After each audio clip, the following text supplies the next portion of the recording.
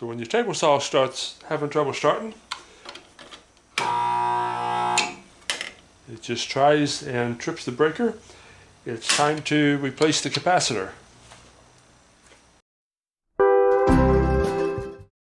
I thought I would just take a look and see. So I have a mirror that I don't know if you can see on that too well, but there is the bottom of the capacitor unit. It's also where the wire comes in from the AC outlet.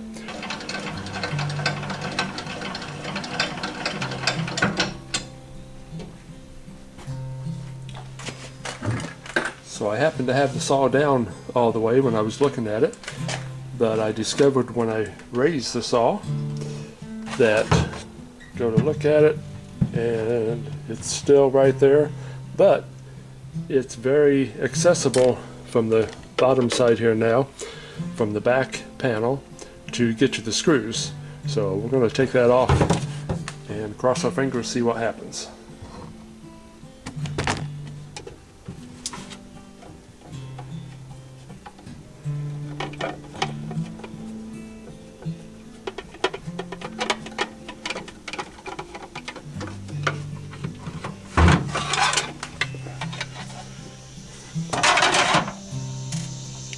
And there's our capacitor.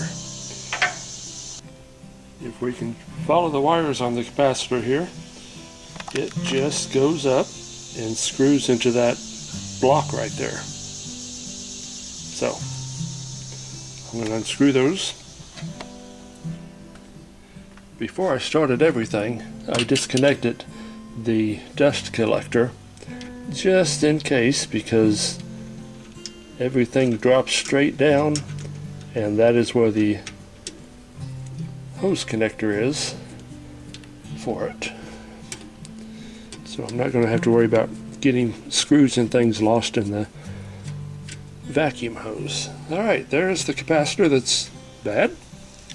I have the ends on the new capacitor, and I think we're ready to go.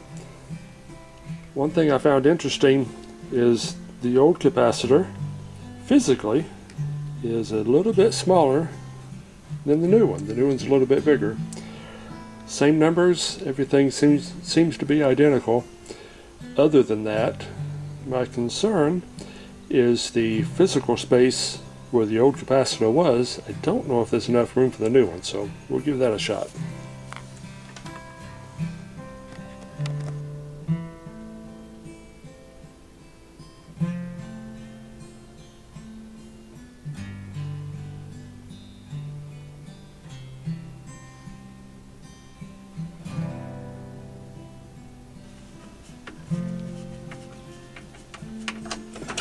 Even with the bigger capacitor, that fit up tight, so I'm happy about that. I'm going to put this back panel on, and we're going to start it up, see how she works.